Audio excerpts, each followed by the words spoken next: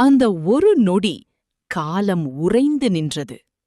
ஜமீன்தாரின் கை அந்த மரத்தாழ்பாளை உயர்த்தியபோது பல்லாயிரம் பேரின் மூச்சுக்காற்றும் நின்றது.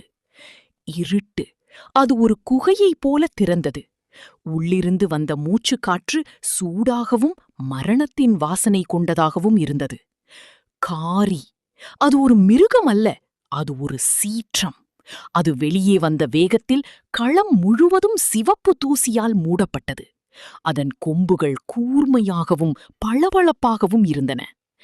மற்ற வீரர்கள் சிதறி ஓடினார்கள். பயம் அவர்களை ஆட்கொண்டது.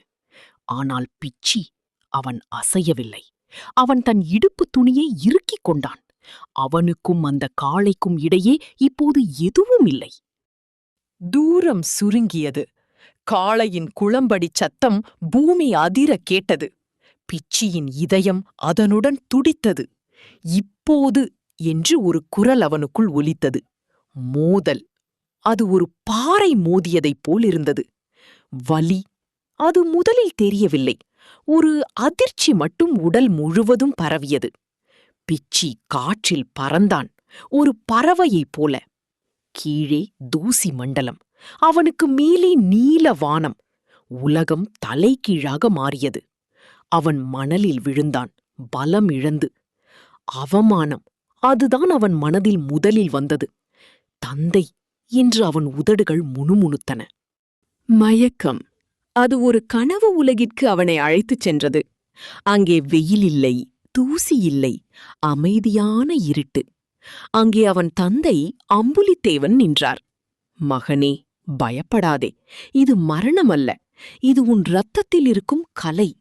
காளையை பார்க்காதே, அதன் ஆன்மாவை பார் என்று தந்தை சொன்னார். அவனுக்கு கீழே அந்த கோலம். அது இப்போது ஒரு பாதுகாப்பு வளையமாக மாறியது. அவனது இரத்தம் அந்த மண்ணுடன் பேசியது. அவனுக்குள் புதிய பலம் பிறந்தது. விழிப்பு. அவன் கண்கள் திறந்தன.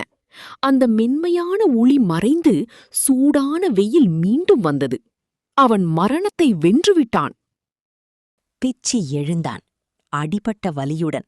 ஆனால் அவனுக்குள் இப்போது ஒரு புதிய உறுதி இருந்தது. அவன் தூசி படிந்த உடலை துடைக்கவில்லை. அது அவனுக்கு ஒரு கவசம் போல இருந்தது. மீண்டும் ஒரு முறை. அவனும் அந்த காளையும். காரி காளை மூச்சு வாங்கிக் கொண்டிருந்தது. அது அவனை ஒரு ஆபத்தான எதிரியாக பார்த்தது. அமைதி. காளை பாய்ந்தது.